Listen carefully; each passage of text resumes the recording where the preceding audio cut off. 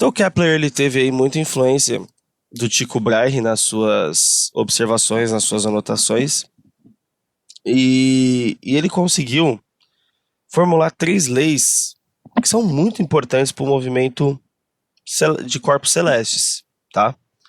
A primeira lei, não sei se você se recorda, mas a gente falou disso no ano passado, tá? É a lei das órbitas.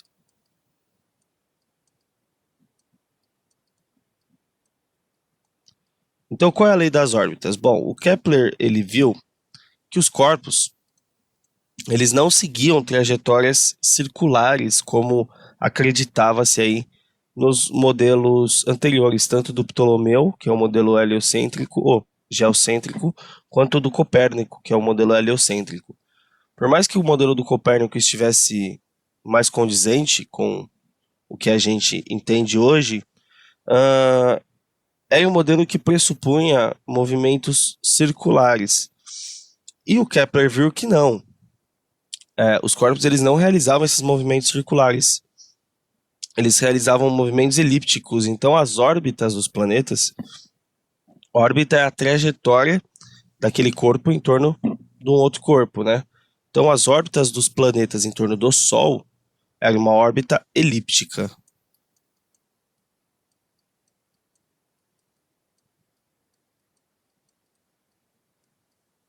Pessoal, então eu quero que vocês enxerguem as três leis de Kepler, inicialmente, sem pensar na gravidade, tá bom? Não se tinha essa ideia ainda. Claro que eu vou dar uma roubada aqui para você entender melhor. Quando a gente chegar na terceira lei de Kepler, eu vou pular ela e iniciar a gravitação, lei da gravitação de Newton, pelo fato de ela vai te ajudar a entender a terceira lei. Tá? Eu não vou só jogar a terceira lei de Kepler aqui, não. Eu vou, através da gravitação da universal de Newton, provar a terceira lei de Kepler, tá? A frente A. Tá bom, Luiz? Dito isso, como é essa trajetória elíptica? Bom, um círculo ele tem um centro, né, o centro da circunferência. A elipse ela tem dois centros, a gente não chama de centros, tá? São os dois focos da elipse. Então a elipse ela tem esse formatinho aqui, ó, vou fazer mais para cima isso aqui.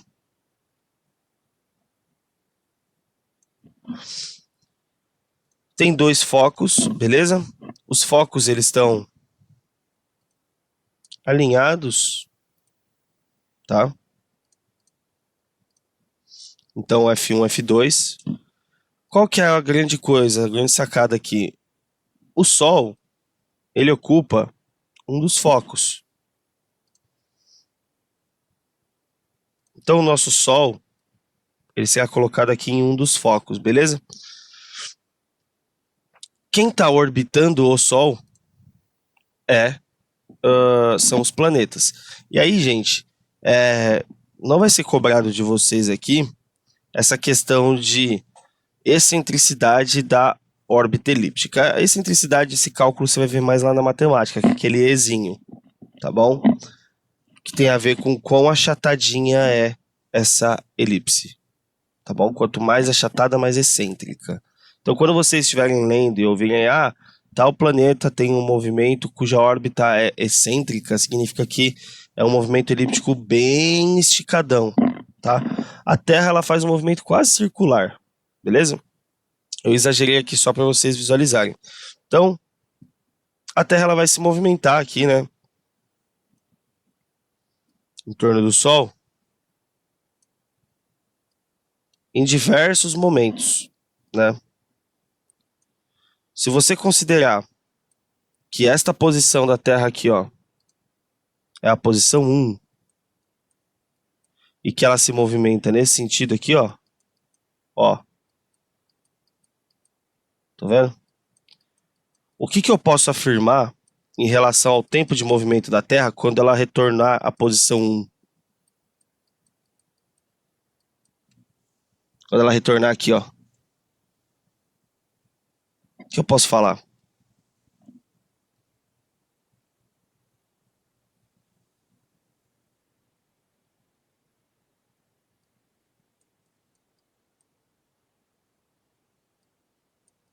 Gente, vocês estão aí? Bom dia. Eu perguntei o que que eu posso falar sobre a Terra quando ela saiu daqui e deu uma volta aqui.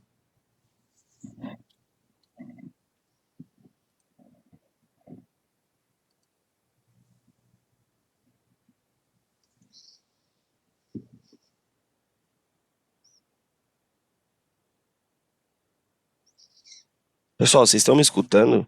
Fala pelo menos não, não sei, alguma coisa. Ah, tá, porque parece que vocês não estão me ouvindo. Ah, tá. Ah, quando a Terra dá uma volta em torno do Sol, vocês não sabem quanto tempo ela demora?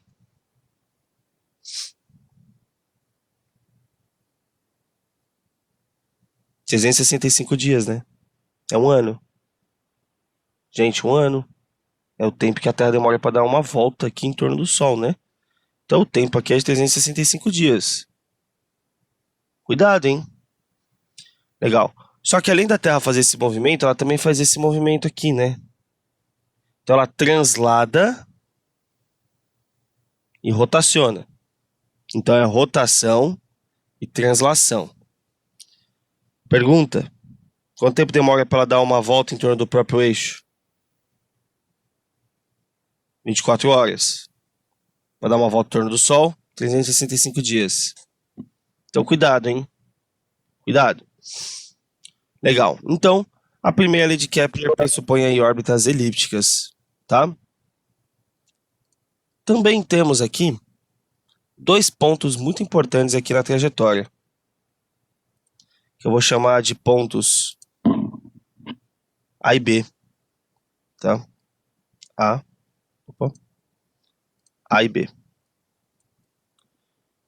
O ponto A é o ponto em que a Terra está mais próxima do Sol, tá bom? Esse ponto A aqui será chamado de periélio.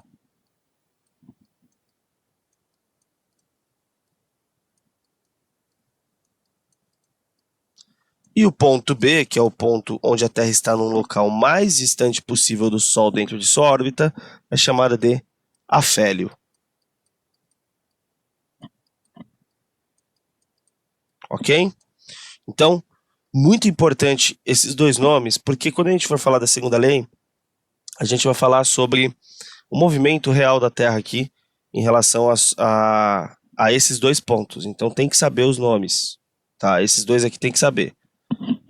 Pessoas, alguma dúvida com a primeira lei de Kepler?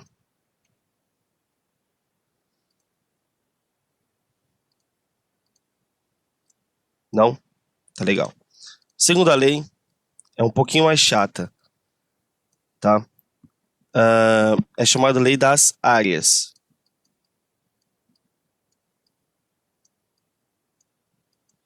Então, quais áreas, né? Se eu desenhar aqui uma órbita elíptica,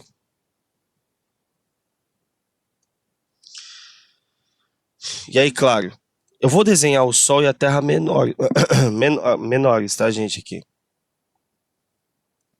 Ó, vou desenhar o Sol aqui, a Terra eu vou colocar menorzinha, para o desenho não ficar muito poluído, tá?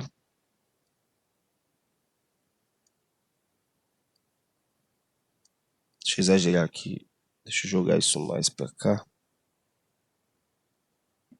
Não, calma que eu desenhei aqui errado, gente. Um minuto.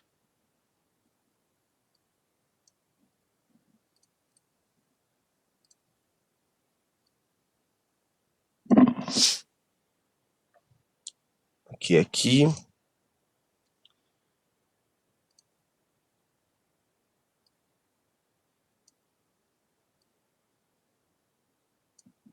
Tá, beleza. Vamos lá, gente, ó. Eu vou colocar a Terra. Eu vou colocar 4 posições da Terra, tá? A Terra tá se movimentando aqui de novo, beleza? Ó, tá se movimentando no mesmo sentido que eu coloquei ali, tá? Aqui é a posição 1. Aqui é a posição 2 da minha análise. Aqui é a posição 3. E por fim, aqui é a minha posição 4, tá? O que que eu vou analisar? Primeiro, o deslocamento que a Terra faz é de 1 para 2 aqui na minha análise, beleza? Então, tomando o Sol como referencial, ó, Sol como referencial, eu posso afirmar o seguinte: a Terra ela sai da posição 1 e chega na posição 2 dentro de um determinado intervalo de tempo. Ok? Em relação ao mesmo referencial, eu vou analisar aqui 3 para 4. Ok? Daqui para cá. O que o Kepler fez? Ele esperou durante um ano. Quando a Terra estava passando pelo periélio, ele fez essa anotação de tempo. E quando a Terra estava passando pelo afélio, ele fez essa anotação de tempo. O que ele percebeu aqui? Ele percebeu que, primeiro, os tempos, aqui é o periélio, aqui é o afélio, tá? Vou colocar aqui. Ele percebeu que o tempo que a Terra levava para passar pelo periélio era o mesmo que ela levava para passar pelo afélio. Isso foi uma percepção, foi uma observação. Então, o que ele constatou? Bom, ele constatou o seguinte: como aqui a Terra está mais próxima do Sol e eu tenho uma abertura grande, eu estou varrendo nessa região uma determinada área 1. 1/2, né? Vou colocar aqui. Ou melhor, não, vou colocar como A1. Só que eu coloco um normal. Assim, ó. A1, tá. E depois ele varre uma área A2. Então aqui ele está mais próximo, a área é mais aberta. Ali ele está mais distante, a área é mais fechada, porém ela é mais comprida. Pelos cálculos dele, ele percebeu que as áreas eram iguais. As áreas que a Terra varria em relação ao Sol eram as mesmas. Só que, para que isso aqui aconteça, gente, vocês concordam comigo que olha agora o deslocamento, tá? Olha o tamanho desse comprimento aqui que a Terra tinha que andar. E olha isso aqui, ó. Para que a Terra fizesse no mesmo tempo, o trecho de maior deslocamento, ela tinha que fazer com maior velocidade do que aqui. Aqui é mais curto, né, o deslocamento. Só o trechinho aqui na borda. Então, eu posso afirmar com certeza que, com essas observações, a velocidade no periélio, ela é maior do que a velocidade no afélio. Tudo bem?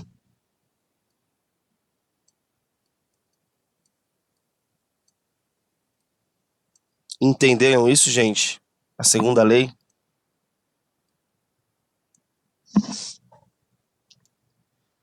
Ó, eu sei que é muito difícil desvencilhar isso, mas eu falei no começo. Esquece a gravitação.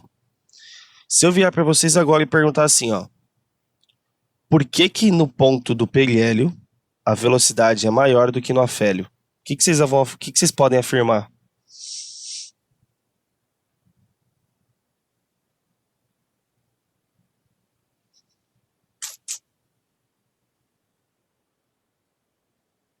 Por causa do Sol. O que o Sol está fazendo? Exato. Porque aqui a Terra vai estar muito mais perto do Sol do que no afélio, né? Significa que a atração gravitacional é muito maior aqui do que aqui, o que faz com que ela tome um puxão, né? Ela vai tomar um puxão. Então a Terra vai fazer esse movimento aqui, ó.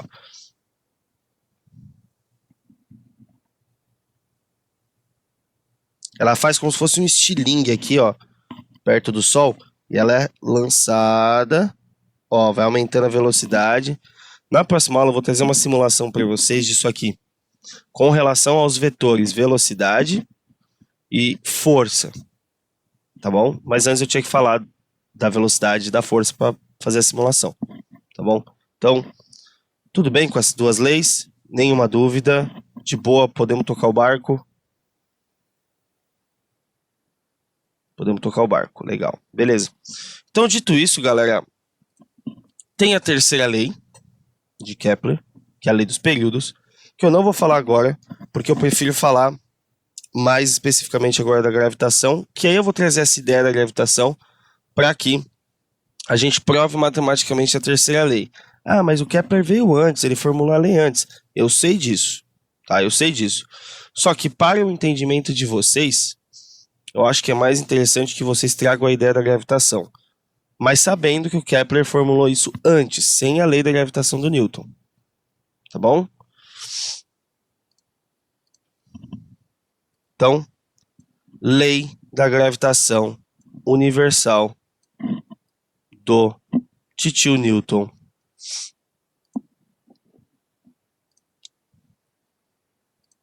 Então, gravitação universal.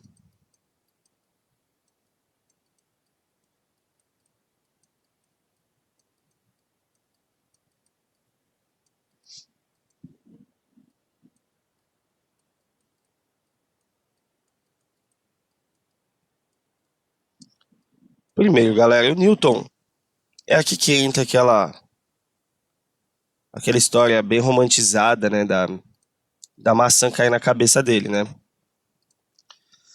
O Newton ele sempre teve muita curiosidade de tentar entender o movimento da Lua, tá? Porque assim, pensa na época dele, você observava um corpo ali, você não sabia do que era feito, como que aquilo lá andava, por que que aquilo lá andava. Então tinha muitos questionamentos que rodeavam aí a cabeça do Newton, um deles era esse movimento da Lua, tá? E aí dizem, né, que quando ele estava sentado embaixo da árvore, caiu a maçã na cabeça dele e ele teve uma luz aí. E aí ele formulou a lei da gravitação universal.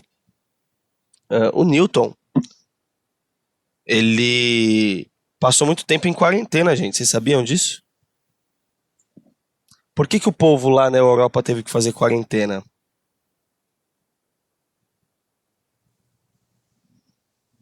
Muito parecido com a gente, né? Por que que o povo lá teve que fazer quarentena? Exato, por causa da peste negra. Então, a peste negra, ela trouxe aí pelo menos uma coisa positiva, né? O cérebro do Newton funcionou. E aí ele em quarentena formulou diversas leis. Então é só uma curiosidade aí para vocês também. Quando o Newton estava em quarentena, ele formulou muitas coisas. Então por que que você não pode formular muitas coisas, né? Olha só. O que o Newton pensou quando a maçã caiu na cabeça dele? Ele pensou que se as coisas caem, e eu sei que eu tenho um corpo muito massivo embaixo de mim, que é a Terra, eu vou afirmar que todas as coisas estão sendo puxadas pela Terra. É meio intuitivo, né? Hoje em dia é meio intuitivo isso. Naquela época era uma coisa muito, muito, muito além. Tanto que a lei da gravitação universal ela não foi aceita logo de cara pela Academia Britânica de Ciências. Por quê? Qual é a definição de força? Força é uma interação entre dois ou mais corpos. Só que naquela época o termo interação significava para eles contato.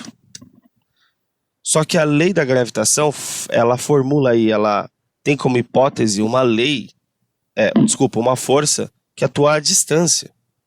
Então, para eles, naquela época, era muito complicado entender que, mesmo à distância, existia força. Porque para eles, força tinha que ter contato.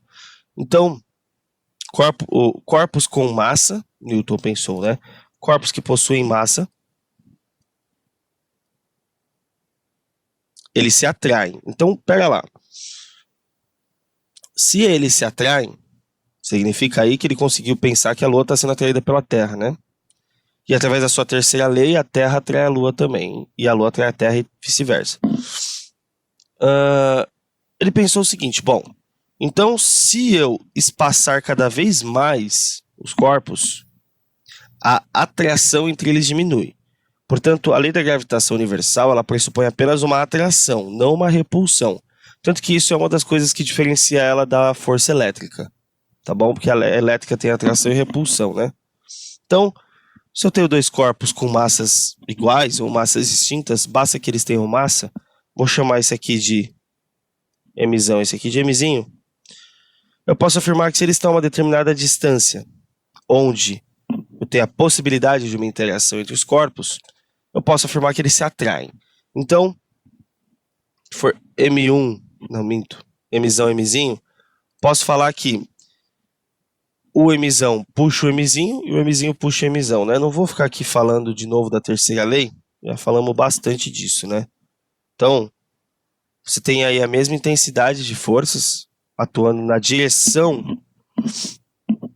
da reta da distância entre elas, mas o sentido é oposto. E tá lá, cada uma em um corpo, né? Então, essa aqui é a força gravitacional vetor, sempre vetor. Tá? E aqui é o oposto dela, também a força gravitacional. O sinal de menos é só uma formalidade de sentido do vetor. Tá bom? Claro. Significa então que a força ela é diretamente proporcional ao produto das massas, inversamente proporcional ao quadrado da distância. Então a força gravitacional, ela é, o módulo dela, né? Depende da constante universal de Newton, vezes uma massa, a outra, pela distância entre elas ao quadrado. Importante que você saiba que esse G é só uma constante, tá bom? Ele é só uma constante. Essa constante ela tem um valor, tá? Vamos ver se vocês estão bons de unidade de medida. O valor da constante G eu vou passar para vocês. É 6, aproximadamente, tá? 6,67 vezes 10 a menos 11. Alguém pode falar para mim a unidade de medida do Gzão?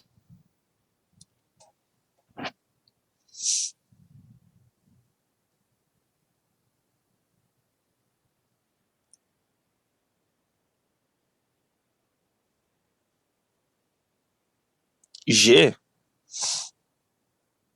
G é a unidade de medida do quê? Grama? Não.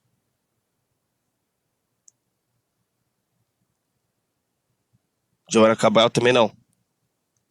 Quilograma por metro quadrado? O que é isso? É massa por área? Opa, pera aí que agora eu acho que veio... Ana falou Newton vezes metro quadrado por quilograma quadrado. Isso mesmo, Ana. Júlia falou quilograma vezes metro por Newton. Não. Pessoas, é só isolar o G, ó. O que você tem do lado de lá? Newton. Então aqui já vai ter a unidade newtons. Vezes quem? Quem está passando multiplicando lá? Ó, o d quadrado, distância no sistema internacional é dado em metros. Então, metro quadrado. Massa vezes massa. Massa quadrado. Então, quilograma vezes quilograma. Quilograma quadrado. Só que está multiplicando, então vai dividir. Newton vezes metro quadrado por quilograma ao quadrado. Certo? Massa em quilogramas, distância em metros e força em newtons. Ok? Portanto, não confunda, eu sempre gosto de falar isso, porque sempre vai ter alguém que vai confundir. Não confunda a constante universal com a aceleração gravitacional. São coisas completamente diferentes, distintas. Ok? Completamente distintas. Por que são coisas completamente distintas? Presta atenção. Isso é uma constante matemática, tá? Se você tiver a sua Terra aqui, ó. Azul, né? Por favor. Se você tem a Terra aqui, você sabe que ao redor dela existe uma coisa chamada de campo gravitacional. O que é o campo gravitacional? É a região do espaço que possibilita a existência de força gravitacional. Tanto que se você está fora do campo gravitacional da Terra, você não sente a força-peso. Então presta atenção. O campo gravitacional está ao redor da Terra. Para ele perguntar alguma coisa do Gzão aqui. É menos 11. Tá bom, Giovana? Menos 11. Então, o campo gravitacional gerado pela Terra aí, né, pelos elementos no núcleo em rotação, está presente. E esse campo gravitacional ele vai fazer com que corpos que estejam próximos à órbita desse planeta, ou corpos em órbita, sejam atraídos, tá? Não vou agora me ater à terceira lei de Newton, ok? Ok? Eu vou olhar só para a força que esse corpo vai sofrer, que a Terra vai puxar ele. Claro que também tem a força dele na Terra. Mas eu não vou desenhar, porque eu vou me ater só a esta força aqui. Opa, setinha, né? Ó, prestem muita atenção nesse momento. Essa força de atração, você acabou de ver, chamada de força gravitacional. Porém, qual é a medida da força gravitacional? Quando eu pergunto qual é a medida, é como a gente calcula essa força gravitacional. Ah, ela é calculada aqui, professor. Beleza. Mas essa aqui é a equação de força gravitacional relacionando os dois corpos, né? Eu posso falar que a força gravitacional que age num corpo único, que está aqui, corresponde ao seu peso, né? Portanto, se a força gravitacional corresponde ao peso, eu posso afirmar que Gzão vezes Mzão, que seria a massa da Terra, vezes Mzinho, que é a massa do satélite, ou do corpo, sobre D quadrado, é igual ao peso de quem? É o peso só do cara, né? M vezes G. Então, olha só. A massa do corpo, ela vai embora, né, na conta. Então, olha o que tem aqui, ó. Tá vendo esse Gzinho? Esse Gzinho, ele é o quê? A aceleração gravitacional daquele corpo. Então, ele vai fazer o papel do nosso campo gravitacional, tá? É o valor da aceleração gravitacional naquela região. Então, é constante gravitacional vezes a massa do corpo que está gerando esse campo, seria a Terra. Veja que quem sofre a ação da força, que seria o corpo que está próximo, não entra na conta. A massa dele é irrelevante, né? Sobre D quadrado. Então, esse D aí também agora não é mais distância entre os corpos, né? A distância da Terra até um ponto de análise. Ah, até que altitude saindo do chão, eu consigo perceber o campo gravitacional. Tem uma distância aí, né?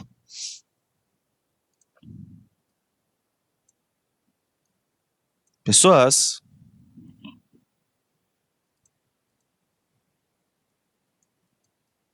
tudo bem?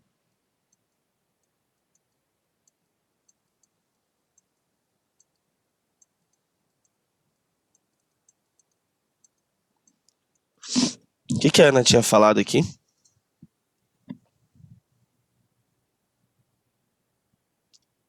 Não usa da Terra. Esquece, finge que eu não falei isso. Ai, Ana, como assim não usa da Terra, filha? Dormiu por um segundo, né? Foi sem querer, tá bom, falou. Acho que ela quis dizer que não usava, talvez, a do corpo, né? Pode ser isso. Ah, foi uma pergunta? Usa da Terra. Tá? Só que eu tô analisando só o corpo, beleza? Então, a aceleração gravitacional do corpo aí, em representação do campo, tá escrito assim. Um fator que pode alterar aqui esse valor de aceleração gravitacional é exatamente a altitude que aquele corpo tá. Só aqui, ó. Essa altitude que o corpo se encontra, que a gente chama de H, é um fator relevante, porque se eu for muito alto, vai ter um momento que eu não vou perceber mais esse campo gravitacional, certo? Então, essa distância aqui, ela tem que ser corrigida na minha equação, tá? Então, eu posso corrigir essa distância na equação desse seguinte formato, ó.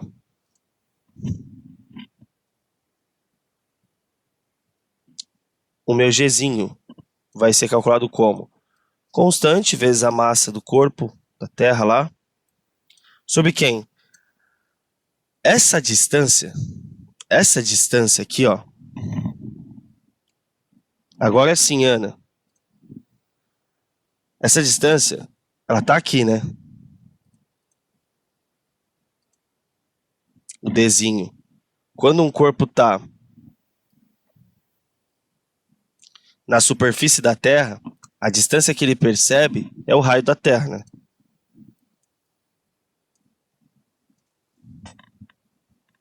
Agora, se ele está a uma altitude relevante, a minha conta, ao invés de D, o meu D, que seria a distância única, ela fica escrita como a soma do raio da Terra, porque a força é aplicada no centro da Terra, né? Com a altura que aquele corpo se encontra, aquele satélite, aquela estação espacial ou algo do tipo. Então o meu D fica escrito como H mais raio da Terra. Ao quadrado, né? Então isso daqui É quando a altitude importa.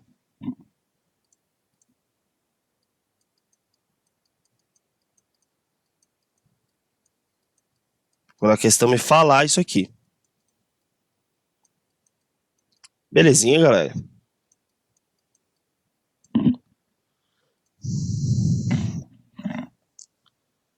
Ah, queria ser astronauta, mas tem muita física. Eu também sonho. É, pra ser astronauta você não tem que só manjar muito de física, né? Você tem que manjar muito de matemática. E você tem que ter um condicionamento físico muito bom. Tem que passar por vários testes, né? Então, é complicado. O que perguntaram aqui? Mando muita mensagem. Como que faz para ser astronauta? Estuda onde? É, galera, não existe um curso de astronauta, né? Existe um curso de física, física teórica, que normalmente os astronautas eles são físicos, são engenheiros, ou eles são matemáticos, e por aí vai, né? Porque uma equipe sempre precisa de um físico, matemático, engenheiro para tomar conta, por exemplo, de uma estação espacial. Então, você faz essas graduações primeiro em universidades, por assim dizer, de renome, né? Caltech, MIT, Harvard, Oxford, Cambridge, uma coisa maluca, né? Só as faculdades bostinha. E aí, esses caras eles vão fazer testes para ser astronauta, né? Existem seleções, né? Além de provas teóricas, existem provas práticas. E aí o cara passando nas provas práticas tem as provas físicas e tudo mais.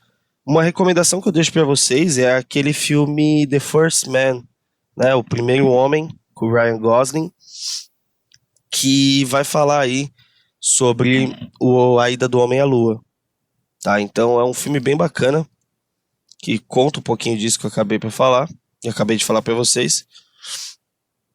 Acho que é bem legal, tá? Não pode ter uma pessoa aleatória que só quer visitar a luz. Hã? Não entendi.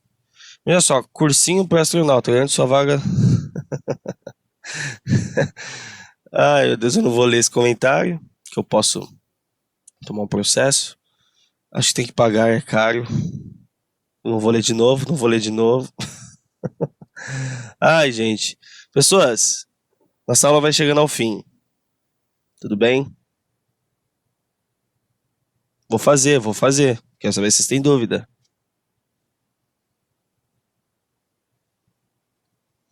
Não? Então, beleza. Então, hoje ficamos por aqui, pessoal. Não saiam, hein?